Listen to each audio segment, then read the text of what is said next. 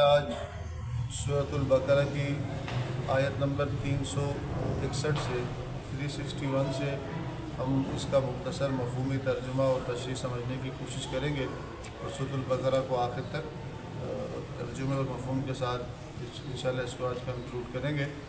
سورۃ البقرہ کے اندر اللہ تعالیٰ نے سورۃ البقرہ تو پوری اس کے اندر اللہ تعالیٰ نے قوم بنی اسرائیل کے ذکر کے ساتھ ساتھ مختلف احکامات کو بھی ذکر کیا ہے، اور شریعت اسلامی یا اسلامی عبادات کے اندر مختلف عبادات کو بڑا وائڈ سینس میں اللہ عز و جل نے ذکر کیا ہے، جس طرح آیت الکرسی ہے جس کو آیت التوحید بھی کہتے ہیں، سورۃ الاخلاص کی تفصیل ہے، اس طرح آیت البر ہے جس کا مطلب اس میں نیکی کا تصور اسلام کا کیا ہے وہ بھی اس سورہ میں آئی ہوئی ہے۔ اس طرح اس کے اندر آیت انفاق ہے۔ آیت انفاق کا مطلب اللہ تعالیٰ نے اپنی راہ میں خرچ کرنے والے کی مثال بیان کی ہے اور اس کے جو احکامات بیان کیے ہیں کہ خرچ کون کرے گا، کس طرح کرے گا، کس انداز سے کرے گا تو قبول ہے اور کس انداز سے کرے گا تو وہ قبول نہیں کیا جائے گا۔ پھر آیت مدائنہ ہے اور اس کے بعد آخر میں اس کا آخری رکوع ہے۔ آیت انفاق شروع ہو رہی ہے۔ قرآن مجید فرقان حمید کے اللہ تعالیٰ نے مال کو خرچ کرنے کے لیے، اللہ کی رضا پانے کے لیے، اللہ کی خوشنودی کے اصول کے لیے جو مال خرچ کیا جاتا ہے اس کے لیے مختلف الفاظ اللہ عز و جل لائے ہیں۔ انفاق فی سبیل اللہ، انفاق کا مطلب ہوتا ہے خرچ کرنا۔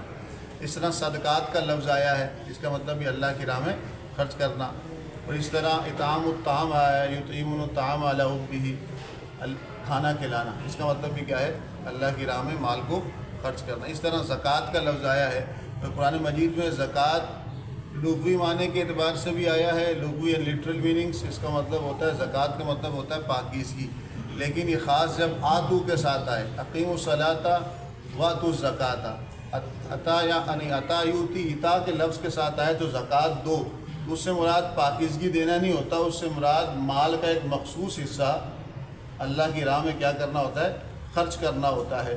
تو زکوٰۃ کا لفظ بھی اس کے لیے آیا ہے، انفاق فی سبیل اللہ کا لفظ بھی آیا ہے، اور اس کے علاوہ اطعام الطعام کا لفظ بھی آیا ہے۔ ان سب کا مقصد ہے کہ ایک مالی عبادت ہے کہ اللہ کی راہ میں اللہ کے دیے ہوئے سے کیا کرنا ہے، خرچ کرنا ہے۔ کیا کرنا ہے؟ جب اللہ نے دیا ہے تو اللہ کے حکم میں اس کو خرچ بھی کیا جائے گا، اور انسان جب خرچ کرتا ہے تو اللہ تعالیٰ فرماتا ہے کہ مثل الذین ينفقون اموالهم فی سبیل اللہ، مثال ان لوگوں کی جو اللہ کی راہ میں مال خرچ کرتے ہیں، یعنی اللہ کی راہ میں مال خرچ کرنے والوں کی مثال یا ایگزامپل ایسی ہے کمثل حبۃ، جس طرح ایک گندم کا دانہ ہوتا ہے، اس کو زمین پر بویا جائے تو انبتت سبع سنابل، تو اس سے 7 خوشے نکلتے ہیں، ایک دانے سے 7 بالیاں نکلتی ہیں، وفی کل سنبلۃ مئۃ حبۃ، ہر خوشے اور بالی کے اندر 100 دانے ہوتے ہیں۔ تو ڈالا کتنا تھا زمین میں؟ نکلا کتنا؟ 7 بالیاں نکلی، اور ہر بالی میں کتنے تھے؟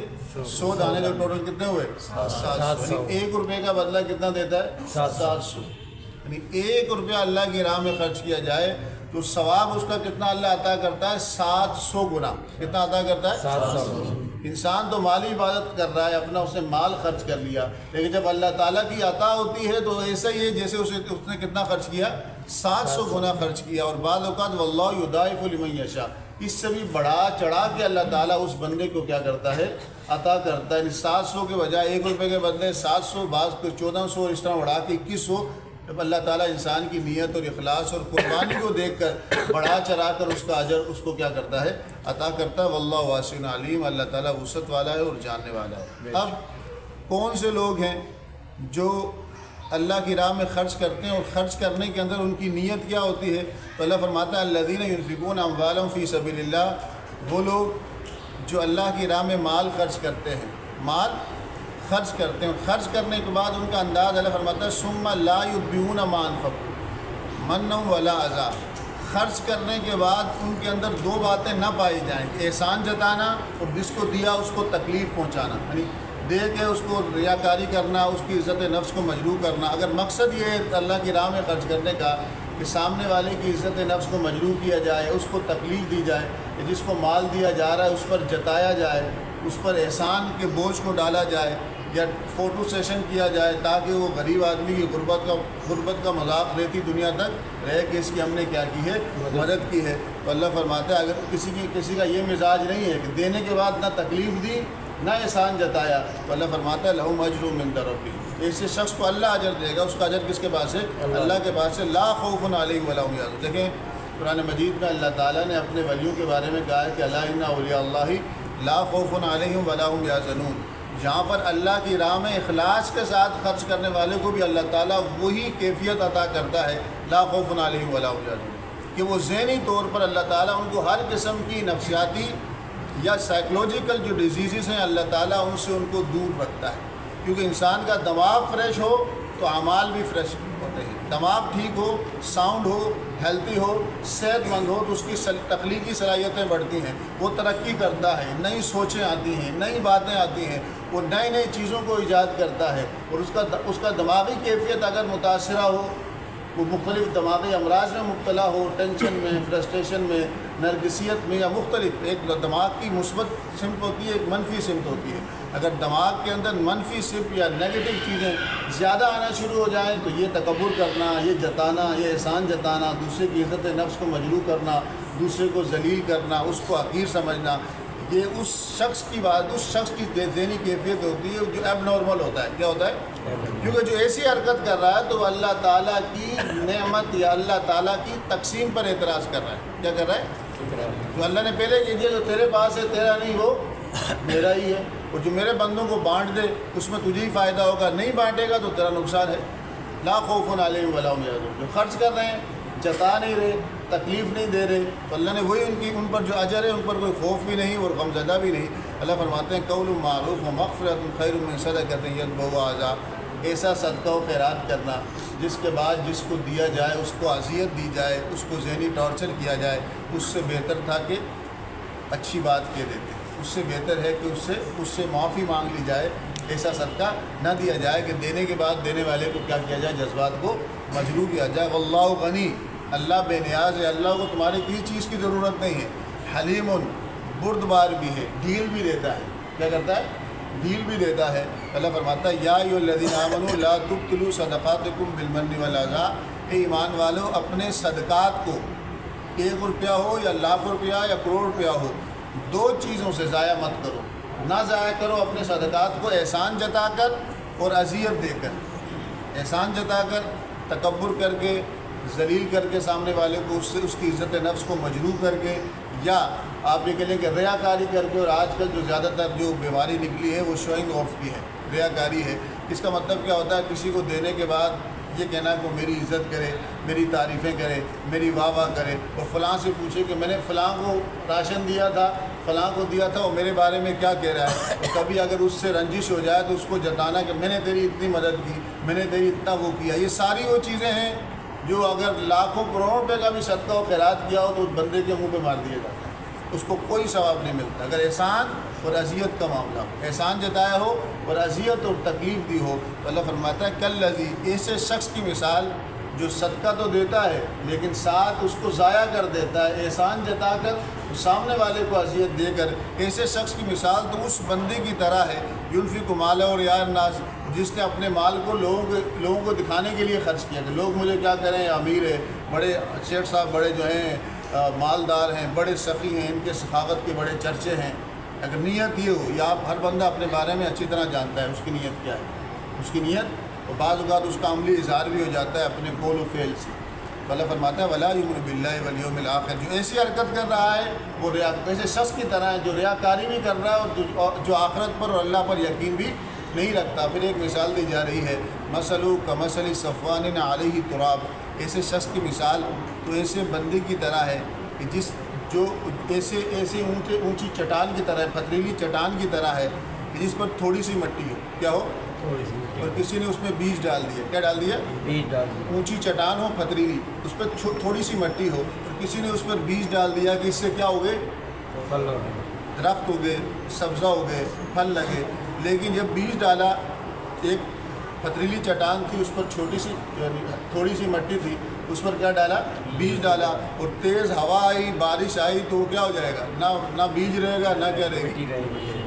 ایسے شخص کی مثال اسی طرح ہی ہے کہ جس نے اللہ کی راہ میں خرچ کیا، احسان جتایا، ریاکاری کر دی. جب یہ آگ نہیں، ریاکاری کی جو ہوا چلی یا ریاکاری کی جو بارش چلی، تو اس نے جو کچھ کیا تھا وہ کیا ہو جائے گا؟ ختم ہو جائے گا. تو اللہ فرماتا ہے لا یقدرون علی شیء مما کسبوا، جو انہیں کمایا اس پر قدرت نہیں رکھتے، واللہ لا یہدی القوم الظالمین، اللہ تعالیٰ قوم الکافرین، کافر لوگوں کو ہدایت نہیں دیتا۔ پھر دوسرے بندے جو اللہ کی راہ میں خرچ کرتے ہیں، خرچ کرتے ہوئے ان کا مزاج کیا ہوتا ہے؟ وہ اللہ کی رضا چاہتے ہیں، اللہ کی رضا چاہتے ہیں۔ تو اللہ فرماتا ہے کہ ان کی مثال تو ایسے باغ کی طرح ہے جو اونچی جگہ پر ہو۔ کس پر ہو؟ اونچی جگہ پر ہو، اور اونچی جگہ پر، اونچی پہاڑی پر جو باغ ہوتا ہے، اونچی پہاڑی پر جو باغ ہوتا ہے، اس کو بارش تیز پہنچے جب بھی فائدہ ہے، اگر بارش نہ بھی پہنچے تو شبنم بھی اس کے لیے کیا ہوتی ہے؟ کافی ہوتی ہے۔ تو اللہ فرماتا ہے فَإِن لَّمْ يُصِبْهُ وَابِلْ فَتَنْ وَاللَّهُ بِمَا تَعْمَلُونَ بَصِيرٌ۔ پہلا فرماتا ہے کیا تم میں سے کوئی شخص یہ چاہتا ہے کہ اس کے لیے ایک باغ ہو، کھجوروں کا، انگور کا ایک باغ ہو، اس کے دامن سے جو ہے پانی بہہ رہا ہو اور ہر قسم کے پھل اسے مل رہے ہوں، لیکن وہ شخص کا ایک ہی باغ ہو، اور باغ ہی اس کی کل کمائی ہو، لیکن اس کو بوڑھا بھی ہو، وہ کیا ہو؟ بوڑھا بھی ہو، اور اس کی اولاد کیا ہو؟ کمزور ہو، چھوٹی چھوٹی اس کی اولاد ہو، اچانک آگ کا بگولا آئے اور اس کی پورے باغ کو کیا کر دے؟ تباہ و برباد کر لے۔ تو اللہ فرماتا ہے کہ اس شخص کی حالت کیا ہوگی جس کا پورا آسرا، جس کا پورا گھر بار اس کس پہ چل رہا تھا؟ باغ پہ چل رہا تھا، اب اس کے لیے کوئی کمانے والا نہیں ہے۔ تو کہا جس طرح یہ بندہ مایوس ہوگا اپنی کمائی سے کہ سب تباہ ہو گیا، تو ریاکار بندے کی مثال بھی یہی ہوتی ہے کہ کرے گا بہت کچھ بھی، لیکن اس کے اعمال بد، اس کی ریاکاری، اس کی دکھاوا، اس کا تکبر کرنا، ہم تو ناصر و بدر الحق، لوگوں کو حقیر جاننا، اس کے سارے اعمال کو حقارت کر دیتا ہے۔ کیا کر دیتا ہے؟ حقارت کر دیتا ہے۔ اللہ فرما رہا ہے کذالک یبین اللہ لکم الآیات لعلکم تتفکرون، اسی طرح اللہ تعالیٰ تمہارے لیے اپنی آیتوں کو بیان کرتا ہے تاکہ تم غور و فکر کرو۔ پھر آگے کہا جا رہا ہے ایمان والو خرچ کرو پاکیزہ چیزوں میں جو تم نے کمائی ہے، اور جو کچھ اللہ نے زمین میں تمہارے لیے نکالا ہے، ولا تیمموا الخبیث منہ تنفقون ولستم بآخذین الا ان تغمضوا فیہ، اللہ کی راہ میں خرچ کرو اور خبیث اور گھٹیا مال اس میں نہ شامل کرو، جو تم خود نہیں لیتے اس چیز کو، یعنی اللہ کی راہ میں وہ چیز پسند کرو جس کو تم خود پسند کرتے اپنے لیے۔ اللہ کی راہ میں پرانے کپڑے جو استعمال نہ، وہ چیزیں اللہ کی راہ میں خرچ کرنا، اور ایسا سمجھنا کہ ہم نے سخاوت کے ذریعہ بادی، پرانے کپڑے دے دیے غریب کو، پرانے جوتے دے دیے، کہا یہ صدقہ تو کھلائے گا لیکن وہ والا صدقہ نہیں کھلائے گا، ایمان کامل والا صدقہ نہیں کھلائے گا۔ حقیقی صدقہ وہ ہے لن تنالوا البر حتی تنفقوا مما تحبون۔ اللہ فرماتا ہے نیکی کا اعلیٰ درجہ اسی وقت پاؤ گے کہ جب تم اللہ کی راہ میں وہ خرچ کرو جس کو تم خود پسند کرتے ہو۔ اب یہ مال میں بھی ہوتا ہے، اولاد میں بھی اللہ کی راہ میں دین کے لیے اس بچے کو دیتے ہیں جو انتہائی نالائق ہوتا ہے۔ جب وہ بچہ دین میں آتا ہے تو کچھ پڑھتا ہی نہیں ہے، تو کہتے ہیں کہ بھئی مولویوں کو کچھ نہیں آتا۔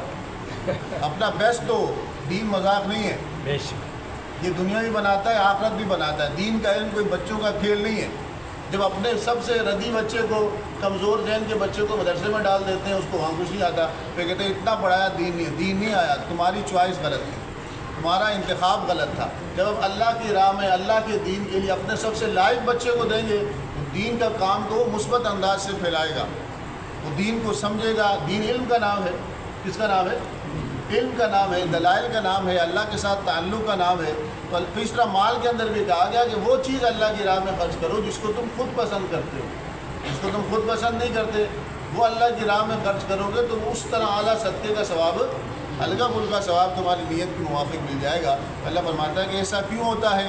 تو ویسے اگر باہر شاپنگ کرنے جاؤ تو لاکھوں اڑا دیتے ہو، کھانا کھانے جاؤ تو 20-30 ہزار روپے کا کھانا ہی اڑا دیتے ہو، ایسے عیاشیاں کرنے جاؤ تو چاند رات پہ اپنے پہ ہزاروں لاکھوں روپیہ خرچ کر لو گے، اپنے پہ ہزاروں لاکھ روپیہ خرچ کر لو گے، لیکن ممکن ہے کہ تمہارا غریب کوئی رشتہ دار پڑوسی وہ بھوکا ہو، اس کے گھر والوں کے پاس کپڑے نہ ہوں، اس کے پاس راشن نہ ہو، تم 1 روپے دینے میں تمہیں موت پڑتی ہے، ایک دم خوف طاری ہو جاتا ہے، وہاں لاکھوں روپیہ، ہزاروں روپیہ ایسے ہی اڑا رہے ہو، کھانے پر، پینے پر، پہننے پر خرچ کر سکتے ہیں جائز انداز میں، لیکن جو سامنے والا ہو، جو قریب ہے، جو تمہارے رشتہ دار ہیں، تو جو تمہارے پڑوسی ہیں، ان کا بھی تم پہ حق ہے، ان کا بھی تم پہ۔ اب اس طرح جوائنٹ فیملی سسٹم ہوتا ہے تو اس میں اگر ایک بھائی زیادہ نکل گیا تو دوسرا بھائی اگر کمزور معاشی کا ہو اس وقت بھی ایک دل دکھائی کا ایک معاملہ ہوتا ہے۔ ایک زیادہ خرچ کر رہا ہے، دوسرے کے پاس کچھ ہے نہیں، ایک کے بیٹے کھلونے سے کھیل رہے ہیں، دوسرے باہر گلی کے اندر کس سے کھیل رہے ہیں؟ مٹی سے کھیل رہے ہیں، تو اللہ پوچھے گا، اللہ پوچھے گا۔ تو فرمایا جا رہا ہے کہ ایسا کیوں ہوتا ہے؟ عیاشی میں فضول کاموں میں تو تم ہزاروں روپیہ خرچ کرتے ہو، دل دکھتا بھی نہیں، کچھ ہوتا بھی نہیں، لیکن نیک کام میں، اچھائی کے کام میں، کہ وہ کام جن پہ خرچ کرنے کا اجر تمہاری نسلوں کو ملتا ہے، تمہیں قبر میں بھی ملے گا اور آخرت میں بھی ملے گا، اور اللہ کا قرب پالو گے۔ سب سے آسان کام اگر کوئی نیک بندہ کرنا چاہے عبادت ہے، نفل پڑھنا، لیکن مشکل کام کیا ہوتا ہے؟ اس کے لیے مال خرچ کرنا، مال کی محبت بہت زیادہ، مال بڑی مشکل سے نکالے گا، 1000 روپئے بڑی، اس کو کہہ دو نا کہ تو 100 نفلیں پڑھ لے، تیرا کام پڑھ لے گا، اگر اس کو کہا جائے کہ 10,000 فلاں غریب کو دے دو، مشکل ہونے کے باوجود، ایک تو ہے نا کسی کے پاس ہے نہیں، ایک ہے کہ ہونے کے باوجود یکدم سے ایک دم خوف آ جاتا ہے، پیسے ختم ہو جائیں گے، ایسا کون خوف ڈالتا ہے؟ وہاں خرچ کرتے ہوئے تو ختم نہیں ہوئے، دوستوں یاروں پر اڑاتے ہوئے، اپنے آپ پر اڑاتے ہوئے تو خرچ نہیں ہوئے، تو ایک کے بجائے تم نے 10 سوٹ لیے، 5,000 کا کھانا تم نے 30,000 میں کھایا، گھومنے کے لیے گئے تو تم نے لاکھوں روپیہ خرچ کر لیا، تو اللہ فرماتا ہے الشیطان یعدکم الفقر، یہ شیطان ہے جو تمہیں اندیشے ڈالتا ہے کہ تم غریب ہو جاؤ گے۔ غریبی تو وہاں بھی آ رہی تھی نا، فضول خرچی اور اسراف میں بھی غریبی آ رہی تھی، لیکن وہاں پر کرو زندگی کس نے دیکھی ہے؟ مال تو اس خرچ کرنے کے لیے ہوتا ہے، مال تو ہاتھ کی میل ہے، لیکن جب آ جائے کہ فلاں رشتہ دار قریبی غریب، میں کیوں دوں؟ دل میں فوراً وسوسے یہ شیطان ڈالتا ہے۔ وَيَأْمُرُكُم بِالْفَحْشَاءِ، اور شیطان دوسرا کام کیا کرتا ہے؟ بے حیائی پہ تمہیں لگاتا ہے۔ کس پہ لگاتا ہے؟ شیطان کی سنو گے تو وہ کیا کرے گا؟ بے حیائی پہ لگائے گا۔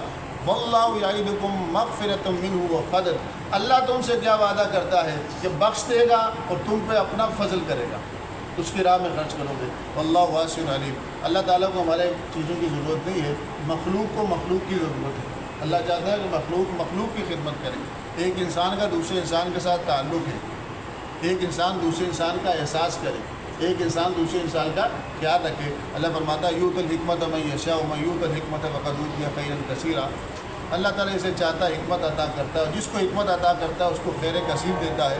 وما یذکر اولو الالباب، اس نصیحت کو قبول نہیں کرتے مگر عقل والے۔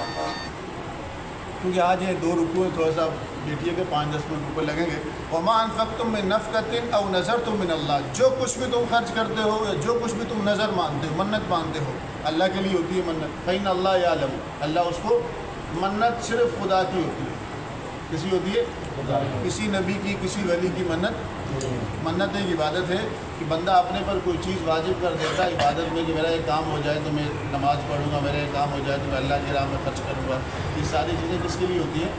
پھر حضور نے بتا بھی دیا کہ جو تم منت مانتے ہو یہ صرف یہ اس لیے رکھی گئی ہے، کنجوس آدمی ہے ویسے تو پیسے نہیں نکالتا، جب پھنستا ہے تو کیا نکالتا ہے؟ کیا نکالتا ہے کہ میرا کام ہو جائے تو میں کیا دوں گا، اتنے خرچ کروں گا، اتنے خرچ کروں گا، اس کا کام ہو جاتا ہے تو پھر اس ٹائم نکالتا ہے۔ حضور نے فرمایا کہ بخیل آدمی کے لیے ہے، جو مومن بندہ ہوتا ہے تو وہ تو پہلے ہی اللہ کی راہ میں خرچ کرتا ہے، وہ اللہ تعالیٰ سے کوئی بارگیننگ نہیں کرتا، اللہ میں مصیبت میں ہوں، خرچ کر رہا ہوں، تو نے خود کہا ہے کہ صدقہ بلاؤں کو ٹال دیتا ہے، وہ اللہ تعالیٰ سے بارگیننگ نہیں کرتا کہ اللہ میرا یہ کام ہو جائے گا تو پھر میں تیری راہ میں اتنا خرچ کروں گا۔ مومن آدمی تو پہلے ہی خرچ کر رہا ہوتا ہے، اس کو ضرورت نہیں پڑتی کہ مصیبت پڑے گی، آزمائش آئے گی تو تب خرچ کروں گا، وہ تو پہلے ہی اللہ کی راہ میں کیا کر رہا ہوتا ہے؟ خرچ کر رہا ہوتا ہے۔ اللہ فرماتے ہیں کہ جو صدقات تم ظاہر کر کے دیتے ہو تو بہتر بات ہے، چھپاتے ہو اور پھر فقیروں کو تم دیتے ہو تمہارے لیے بہتر ہے، اللہ تعالیٰ اس کے ذریعے تمہاری خامیوں کو، کوتاہیوں کو دور کر دیتا ہے، اللہ تعالیٰ ہر چیز کو جانتا ہے۔ حضور کہا جا رہا ہے کہ فلیس علیک ھداھم، آپ کی ذمہ داری پیغام کا پہنچانا ہے، سامنے والا قبول کرے یا نہ کرے، ہدایت دینے والی ذات کون ہے؟ اللہ۔ ولیکن اللہ یہدی من یشاء، آپ کا کام ہے حق بات بتا دینا، آپ کا کام ہے سچائی کو صحیح انداز سے بتا دینا، درست انداز سے بتا دینا، شائستہ انداز سے بتا دینا، سامنے والا قبول کرے یا نہ کرے، ہدایت لے یا نہ لے، اس سے سیدھی راہ پر آئے یا نہ آئے، یہ نبیوں کا، حضور صلی اللہ علیہ وسلم کہا جا رہا ہے کہ آپ کی ذمہ داری نہیں ہے، آپ رنجیدہ اس مسئلے پر نہ ہوں۔ اللہ فرماتا ہے وما تنفقوا من خیر فلانفسکم وما تنفقون الا ابتغاء وجہ اللہ، جو کچھ بھی آپ خرچ کر رہے ہیں، مال، حلال مال، اور آپ کے اپنے فائدے کے لیے، اور جو کچھ بھی تم خرچ کرتے ہو اللہ کی رضا کے پانے کے لیے، اور جو کچھ بھی تم خرچ کر رہے ہو تمہیں پورا بدلہ دیا جائے گا اور تم سے کوئی زیادتی نہیں کی جائے گی۔ پھر کہا جا رہا ہے کہ وہ فقیر لوگ جو اللہ کے راستے میں روک دیے گئے ہیں، جو زمین پر کام کاج بھی نہیں کر سکتے، اور جاہل لوگ ان کو کیا سمجھتے ہیں کہ بھئی یہ جو ہے امیر ہیں، ہم سے تو مانگ نہیں رہے، وہ سمجھتے ہیں کہ بھئی ہم اسی کو دیں گے، اسی کی غریب کی ضرورت پوری کریں گے، جو ہمارے دروازے پر آئے گا، جو ہم سے مانگے گا۔ اللہ فرماتا ہے نہیں، یہ تمہاری ذمہ داری ہے کہ سفید پوش کو دو، تعریفوں بسیماہم، تم اپنے ارد گرد اپنے گھر والے، اپنے پڑوسی، اپنے محلے میں جو غریب ہے اس کے بارے میں اچھی طرح جانتے ہو، چشم پوشی نہ کرو، تمہیں پتہ ہے، تم ان کی علامتوں سے ان کو پہچانتے ہو کہ تمہارے رشتہ داروں میں کون غریب ہے، اس کی انکم کے ریسورسز کیا ہیں، اس کے اخراجات کیا ہیں، اس کا گھر کیسے چل رہا ہے، تمہیں سب پتہ ہے۔ لیکن قریب کے رشتہ دار کی مدد کرو، اگر زکوٰۃ بھی دینی ہو تو تحفے کی نیت سے دو، تحفہ بولو اس کو، زکوٰۃ دینے کی ضرورت، کوئی خرچ بھی کرنا ہو صدقہ دینے کی ضرورت، بلکہ غیر محسوس طریقے سے ان کی مدد کرو۔ تو صحابہ کی ایک جماعت کی بات کی جا رہی ہے کہ وہ لوگوں سے لپک لپک کے مانگتے نہیں ہیں غریب ضرورت مند ہیں لیکن خاموش رہتے ہیں، کہا جا رہا ہے کہ ان کو دو، ان کو کیا کرو، جو پیشہ ور بھکاری ہیں، جو کانٹریکٹ پہ آئے ہوئے ہیں، جو لاکھوں روپیہ کماتے ہیں، ٹھیکے لیے ہوئے علاقوں پہ، ان کو تم جانتے بھی نہیں، ان کو اگر دے دیا تم نے تو علماء بعض کہتے ہیں کہ ہوگا بھی، جب آپ کو پتہ ہے پیشہ ور ہے پھر تو ہوگا ہی۔ آپ کے ارد گرد، آپ کے گھر بار، آپ کے پڑوس میں جن کو آپ جانتے ہیں اور آپ اچھی طرح واقف ہیں کہ میری اس گلی میں پڑوسی کے بارے میں کیا کہا حدیث میں کیا آتا ہے کہ 40 گھر سامنے، 40 گھر دائیں، 40 گھر بائیں اور 40 گھر پیچھے جو ہیں وہ آپ کے پڑوسی ہیں، ان کا حق ہے، ان کے بارے میں آپ کو معلومات دینی چاہیے۔ اگر اللہ تعالیٰ نے صاحب استطاعت بنایا ہے، مالی وسعت دی ہے تو ان کا خیال رکھیں، کیا رکھیں؟ تو خیال رکھنے کے بعد جتانا نہیں ہے کہ ابھی اپنے کسی رشتہ دار کو دیا، پھر سارے رشتہ داروں کو بتایا کہ میں نے فلاں رشتہ دار کی اتنی مدد کر دی، اور پھر اس کے لیے ایک ذلت اور رسوائی کا سامان پیدا کر دیا، وہ سب کے لیے ہنسی بن گئی اور ان کی عزت نفس کو مجروح کیا۔ کسی کو اگر آپ ذلیل کرنے کا سبب بنیں گے تو آپ کیسے سوچ سکتے ہیں کہ اللہ تعالیٰ آپ کو ذلت اور رسوائی نہیں دے گا؟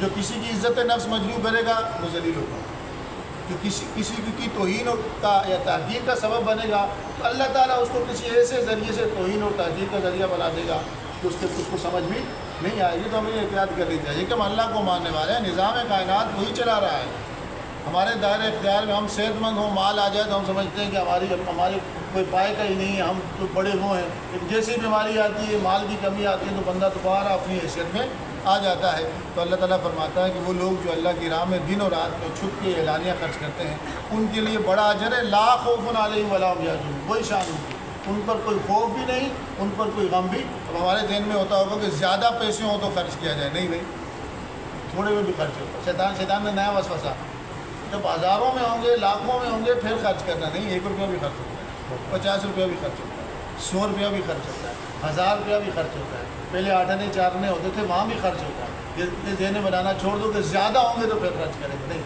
اپنے پہ عیاشیاں کرتے ہوئے سوچتے ہو کہ جب زیادہ ہوں گے تو اپنے پہ خرچ کریں گے، نہیں، جتنی ضرورت ہو، ہر بندے کی اپنی استطاعت اور مالی وسعت ہوتی ہے، اس کے مطابق وہ اللہ کی رضا کے لیے خرچ کرے۔ جب اس نے کہہ دیا ایک کا بدلہ 700 گنا، 1400 گنا، 2100 گنا، اس سے بھی بڑھ کر ادا کرتا ہوں، تو کچھ نہ کچھ اللہ کی راہ میں ہمیں خرچ کرنا چاہیے، چاہے قلیل ہی پورا۔ پھر آگے ایک اور بات کی جا رہی ہے، اسلام تجارت کا حکم دیتا ہے، کہتا ہے کہ بھئی مال اگر تمہارے پاس بچا ہو، یا سیون کا مادہ انفقون قل العفو، پہلا حکم آیا کہ وہ کہتے ہیں کہ جو ہمارے پاس مال بچ جاتا ہے اپنی جملہ ضرورتیں پوری کرنے کے بعد کیا کریں، خرچ کیا کریں؟ کہا جو مال ضرورت سے زائد ہو اس کو خرچ کریں، یہ سب سے اعلیٰ چیز ہے، اپنے ارد گرد کے لوگوں کا خیال رکھنا۔ پھر ضرورت سے زیادہ بچت اور سیونگ ہوتی ہے تو اس میں یہ بھی ہے کہ اس کو آپ کاروبار میں لگا دیں، کس میں لگا دیں؟ کاروبار، یا اس سے کوئی چیز خرید کے اس کا کرایہ لیں، اس کو اجارہ کہتے ہیں، یہ کر لیں، یا مزاربت پہ دے دیں، کسی شخص کو آپ نے پیسے دے دیے اور کہا کہ مجھے بھی وہ اس کی طرف سے سروس ہو گئی، آپ کی طرف سے کیا ہو گیا، پیسہ ہو گیا، اور جو فائدہ جو ہوگا وہ پرسنٹیج کے حساب سے فکس کر لی، اس کے حساب سے، یہ نہیں کہ بھئی تجھے میں 2 لاکھ روپے دے رہا ہوں، مہینے کے 5000 پہنچاتا رہنا، یہ نہیں، یہ سود میں جائے گا۔ مزاربت یہ ہے کہ پیسے دیے اور کہا کہ بھئی تو کاروبار کر، میرا اور تیرا اس میں حصہ ہوگا، کہ 50% تیرا، 50 میرا، اگر کوئی نقصان ہو گیا تو سارا میرا، فائدہ ہوا تو دونوں میں تقسیم ہوگا پرسنٹیج کے حساب سے، اس کے حساب سے پرسنٹیج کی، اس کو مزاربت کہتے ہیں۔ لیکن ایک صورت کیا تھی، وہ سود کی تھی۔ سود کیا ہوتا تھا؟ پیسے کسی کی مجبوری سے فائدہ اٹھانا، کوئی مجبور تھا، اس کو پیسے چاہیے تھے، 10,000 دیے، جو 20,000 دیے، کہا اس کو آیا تو کہا 20,000 ادھار لے لو، لیکن 20 جب واپسی دو گے تو 25,000 دینا یا 30,000 دینا، یہ ہر مہینے کے 1000 روپیہ دیتے رہنا، 6 مہینے بعد پورے 20,000 روپے دینا، یہ سود ہے۔ یہ کیا ہے؟ یہ حرام ہے، یہ کاروبار نہیں ہے، دوسرے کی مجبوری سے فائدہ اٹھانا ہے، دوسرے کی مجبوری سے فائدہ اٹھانا ہے۔ پھر یہاں بیان کیا جا رہا ہے کہ جو سود خور ہوتا ہے، سود کو انگریزی میں انٹرسٹ کہتے ہیں، یوزری کا لفظ استعمال ہوتا ہے، عربی میں اس کے لیے سود کا ربا کا لفظ استعمال ہوتا ہے۔ کہا جو لوگ سود کھاتے ہیں لا یقومون الا یقوم الذی یتخبط الشیطان من المس، وہ چلتے پھرتے کھڑے ہوتے ہیں، نہیں کھڑے ہوتے مگر ایسے کہ جیسے بد حواس ہوں، شیطان نے ان کو چھو لیا ہو، ان کو ہوش ہی نہیں ہوتا سود خور آدمی۔ آخرت میں بھی ان کی یہ صورتحال ہوگی، دنیا میں سود خور جب دوسروں کی مجبوری سے فائدہ اٹھا رہا ہے، اس میں اور درندے میں کیا فرق ہوگا؟ کچھ بھی نہیں، اس کو دوسروں سے فائدہ اٹھانا ہے، ان کی مجبوری سے کھیلنا ہے۔ کہا کہ وہ ایسا بدحواس ہو جاتا ہے، مخبوط الحواس ہو جاتا ہے، جس کو شیطان نے چھو کر کیا کر دیا ہو، بدحواس کر دیا ہو۔ جب انہیں کہا جاتا ہے کہ ظلم اور زیادتی نہیں کرو، تو کہتے ہیں کہ جو تجارت کی جاتی ہے وہ بھی تو سود کی طرح ہی ہے۔ تو اللہ فرماتا ہے کہ اللہ تعالیٰ نے تجارت کو، تبادلۃ المال بالمال بالتراضی کو جائز قرار دیا ہے، سود کو حرام قرار دیا ہے۔ جس کے پاس نصیحت آ گئی تو وہ سود لینا چھوڑ دے، جو پہلے ہوا سو ہوا، اس کا معاملہ اللہ کی طرف سے اگر دوبارہ ایسی حرکت کی اصحاب النار هم فیہا خالدون۔ پہلا فرماتا ہے کہ تمہاری نظر میں تم نے 1 لاکھ سے 2 لاکھ کما لیے سود کے ذریعے، اور جب تم نے اللہ کی راہ میں خرچ کیا مال ختم ہو گیا۔ کہا ایسا نہیں ہے، یمحق اللہ الربا، سود کو اللہ مٹا رہا ہوتا ہے۔ بظاہر تو پیسہ مل رہا ہوتا ہے لیکن اندرون خانہ وہ تباہ ہو رہا ہوتا ہے۔ فیربی صدقات، اور اللہ کی راہ میں خرچ کرنے والا بظاہر تو پیسے خرچ کر رہا ہوتا ہے، مال اس کی جیب سے نکل رہا ہوتا ہے، لیکن حقیقتاً وہ کیا کر رہا ہوتا ہے؟ اپنے مال کی حفاظت کر رہا ہوتا ہے اور بڑھا رہا ہوتا ہے۔ اللہ فرماتا ہے واللہ لا یحب کل کفار نسیم، اللہ تعالیٰ نہیں پسند کرتا ہر اس ناشکرے کو جو گناہ کرنے والا ہو۔ پھر ہمارے وہ لوگ جو ایمان لائے، نیک اعمال کیے، زکوٰۃ ادا کی، ان کے لیے اجر ہے ان کے رب کے پاس، لا خوف علیہم ولا هم یحزنون۔ پھر حکم نازل ہو رہا ہے کہ ایمان والو تقوی اختیار کرو اللہ کا، وذروا ما بقی من الربا، سود کا حکم نازل ہو گیا تھا، سود کوئی لیتے ہو تو چھوڑ دو، ان کنتم مؤمنین۔ اگر تم نے ایسا نہیں کیا، سود کھاتے رہے، دوسروں کی مجبوری سے فائدہ اٹھاتے رہے، پروفٹ کے نام پہ، کاروبار کے نام پہ، فاذنوا بحرب من اللہ ورسولہ، بس اعلان جنگ ہے تمہارا اللہ اور اس کے رسول کے ساتھ۔ حضور نے فرمایا سود کھانے والا، کھلانے والا، سود کا معاملہ لکھنے والا اور کسی بھی قسم کا تعاون کرنے والا، حضور نے فرمایا کہ اس پر لعنت ہے، اس پر کیا ہے؟ لعنت ہے۔ اللہ فرماتا ہے کہ اگر تم نے توبہ کر لی تو تم اپنا اصل مان لے لو، نہ تم پہ ظلم ہوگا نہ اس پہ ظلم ہوگا۔ اگر کوئی بندہ جس کو تم نے قرض دیا ہوا ہے وہ تنگ دست ہے، وہ نہیں دے سکتا، تو بہتر یہ ہے کہ تم اس کو مہلت دے دو، لیکن اگر وہ مجبور ہے، اگر تم معاف کر لو تو تمہارے لیے بھی بہتر ہے۔ پھر قرآن کی آخری آیت جو سب سے پہلے حضور پر نازل ہوئی تھی، ڈرو اس دن سے جس دن تمہیں اللہ کے حضور پیش کیا جائے گا اور ہر نفس کو بدلہ دیا جائے گا جو اس نے کمایا، اور تم پر کسی بھی قسم کا کوئی ظلم نہیں کیا جائے گا۔ پھر اس کے بعد قرآن کی اگلی آیت ہے جو قرآن کی سب سے بڑی آیت ہے، جس کو آیت مداینہ کہتے ہیں۔ کیا کہتے ہیں؟ مداینہ کا مطلب ہے لین دین، ادھار لین دین۔ ادھار لین دین کے کیا اصول ہوتے ہیں؟ اسی میں جھگڑا ہوتا ہے۔ بعض اوقات اسی میں جھگڑا ہوتا ہے کہ بعض اوقات ادھار کسی کو پیسے دے دیے وہ مکر جاتا ہے، کوئی مال دے دیا مکر جاتا ہے، تو اس کی وجہ کیا بنتی ہے؟ شریعت نے ایک اصول بتا دیا تھا کہ یا ایھا الذین آمنوا اذا تداینتم بدین الی اجل مسمى فاکتبوہ، جب تم کسی سے ادھار لین دین کرو خاص وقت تک، اسے لکھ لیا کرو۔ کیا کر لیا کرو؟ لکھ لیا کرو۔ فلیکتب بینکم کاتب بالعدل، چاہیے کہ تم میں ایک لکھنے والا عدل سے اس کو لکھ دے، اور لکھنے والا انکار نہ کرے۔ جو وثیقہ نویس ہوتے ہیں یا کوئی بھی جس کو لکھنا آتا ہے مالی معاملات کا، تو وہ انکار نہ کرے، اس کو لکھ لیا کرے۔ اب لکھنے کا اگر خرچہ کون برداشت کرے گا؟ جو قرضہ لے رہا ہے، جو قرضہ لے رہا ہے۔ اور اگر وہ بندہ اور جو کہا کہ اس معاملے میں اللہ سے ڈرتا رہے اور جو لکھوایا جائے، جس کا جو حق بنتا ہے اس کو لکھا جائے، اور وہ بندہ ایک بندہ اگر ہر بندہ یہ کر سکتا ہے، اگر جو دے رہا ہے اگر وہ بیوقوف ہو یا کمزور ہو، خود لکھوانے کا کام نہیں کر سکتا، تو اس کا نگران یا ولی اس کی طرف سے لکھوا لے، اور ساتھ میں 2 مردوں کو گواہ بھی بنا لے۔ کیا کر دے؟ گواہ بھی بنا لے۔ اگر 2 مرد موجود نہیں ہیں، 1 مرد اور 2 عورتیں جن کو تم پسند کرتے ان کو گواہ بنا لو، کیونکہ عورتوں میں سے اگر کوئی ایک بھول جائے تو دوسری اس کو کیا کرے گی؟ یاد دلائے گی۔